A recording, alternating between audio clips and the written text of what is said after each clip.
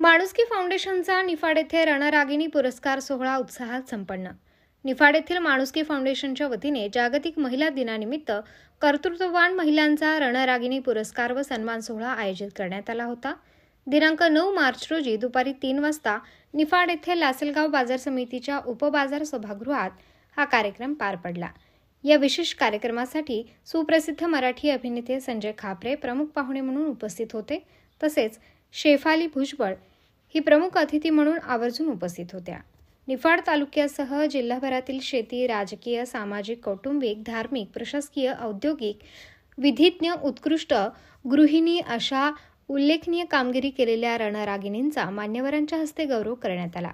यासाठी जिल्ह्यातून दूरवरून विविध क्षेत्रातील उल्लेखनीय कार्य केलेल्या रणरागिणींसह पंचक्रोशीतील मान्यवर उपस्थित होते। कवी राजेंद्र सोमवंशी, पत्रकार रामभाऊ आवारे, बाबा गीते, किरण कुमार आवारे, अमोल तुपे, योगेश अडसरे, माणुसकी फाउंडेशन, दिगंबर वडघुले, शरद दहुकरे, राहुल सोनवणे, पोलीस पाटील आदी सामाजिक क्षेत्रातील मान्यवर तसेच पत्रकार बंधूंचे सहकार्य कार्यक्रमाला लाभल्याने खऱ्या अर्थाने कर्तृत्ववान महिलांचा यथोचित सन्मान झालाय।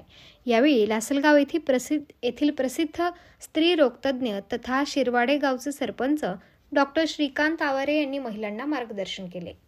माणुसकी फाउंडेशन नेहमीच सामाजिक कार्यात अग्रेसर राहिले असून समाजातील विविध घटकांमध्ये कर्तृत्ववान महिलांचा नागरिकांचा समारंभपूर्वक सन्मान केला जातो। ऊस तोडणी कामगार, वीटभट्टी कामगार, तृतीयपंथी भगिनी असो अशा दुर्लक्षित घटकांना ते सातत्याने त्यासाठी फाउंडेशन नेहमीच पुढाकार घेऊन त्यांना मुख्य प्रवाहात आणण्यासाठी प्रयत्नशील असते।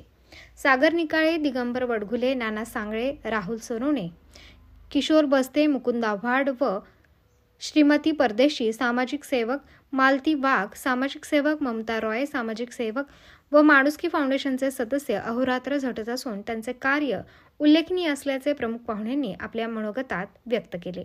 यावेळी अनेक मान्यवरांची उपस्थिती लाभली आहे। महाराष्ट्र 7/12 न्यूजसाठी मुकुंद आव्हाड, सारोळे थडी।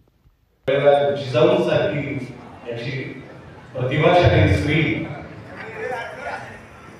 तिच्या उदरी एक असा छत्रपती जन्माला आला ज्यांनी आपल्या महाराष्ट्रातील तमाम लोकांचं, स्त्रियांचं संरक्षण केलं। त्यानंतर महाराष्ट्राचे दुसरे छत्रपती शंभूराजे अशी एक पिढी दर पिढी त्यांनी घडवली। तर मला असं वाटतं जर स्त्री सक्षम असेल